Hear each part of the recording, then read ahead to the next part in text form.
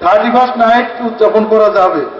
কেন যাবে না? তোমরা করবা, আমরা ঠেকাবো? হয়তো আমাদের মাথার উপরে কয়টা কাল্লা আছে? 5টা নিশ্চয়, একটা। তোমরা করো, ঠেকাবো কি করে? তবে এটা করলে শুধু ইমানই যাবে না, জীবনও যাবে। 31st নাইটটা এসেছে কি জন্য? এসেছে হলো সমাজে আমরা এখন এই সারা দুনিয়া নিয়ন্ত্রণ করে বাণিজ্যিক সাম্রাজ্যবাদীরা। এদের ব্যবসা হলো তরুণদের নিয়ে।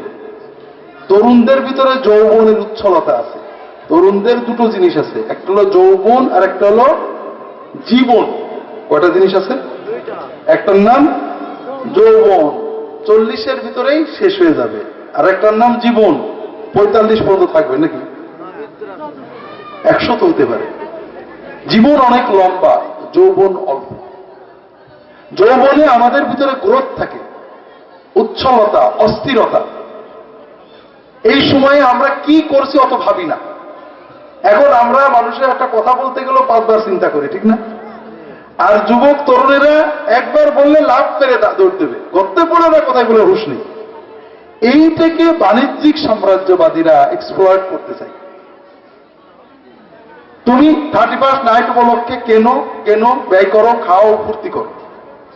বর্তমানে যতগুলো ঈদ বেরিয়েছে, 31st নাইট, পহেলা বৈশাখ, ভালোবাসা দিবস, কোন আনন্দে কাউকে কিছু দিতে হবে 31st নাইট মানে কি শীত না? আমরা 31st নাইট উদযাপন করব। আমরা এই রাত্রিতে 12টা 1 মিনিটে বস্তির বাচ্চাদেরকে কম্বল দেওয়ার মাধ্যমে নতুন বছর শুরু করব। আছে নাকি? আছে? নেই। কি আছে? খাও, মদ খাও, অশ্লীলতা করো, কেন, বেড়াও, লাফাও। কারণ তোমরা যত পশু হবে তত বিলিয়ন বিলিয়ন টাকা এই মিডিয়া কোম্পানি, মদের কোম্পানি, হিরোইন কোম্পানি, আবা কোম্পানি, মোবাইল কোম্পানিগুলো পেতেই থাকবে। আর তোমরা যত পশু হবে তোমাদের উপরে আধিপত্য করাটাও কত সহজ হবে। 31st নাইট কেন পালন করা হয়? এটা হলো প্রিমিটিভ, প্যাগানদের রীতি। নতুন বছর যদি আমরা ফুর্তি দিয়ে করি তাহলে সারা বছরই ফুর্তিতে যাবে। কথা বুঝতে পেরেছেন? যেমন আমাদের দেশে আগে ছিল, বৃষ্টি না হলে কাদা পানি মাখতো, কাদা খেয়ে খেলতো, ছিল না? তাহলে আমরা যখন গায়ে কাদা মাখছি, আসমানও বৃষ্টিতে দিয়ে আবার কাদা দিয়ে দেবে। এটা হলো প্রকৃতি পূজা। আর ইসলাম বলে তোমার দিন শুরু করো মানুষ সেবার মাধ্যমে। এই জন্য 31st নাইট পালন করাটাই প্রথম একটা কুফুরি ব্যাপার।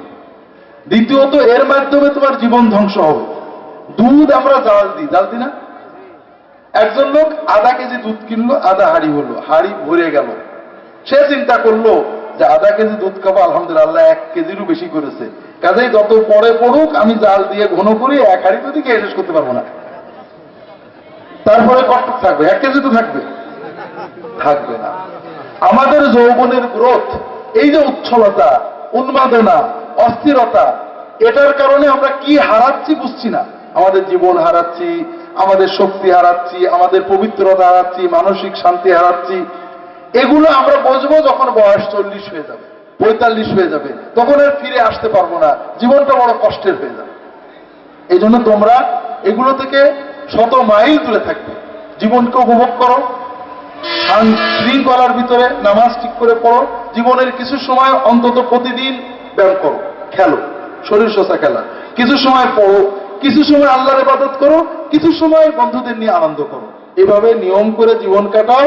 আর এই বাণিজ্যিক সাম্রাজ্যবাদীদের দেওয়া আনন্দের নামে হারাম, উচ্ছলতা, অস্থিরতা যেটা ছড়ানো হয়েছে, সব তোমাদের রক্ত চুষে তাদের বড়লোক হওয়ার জন্য।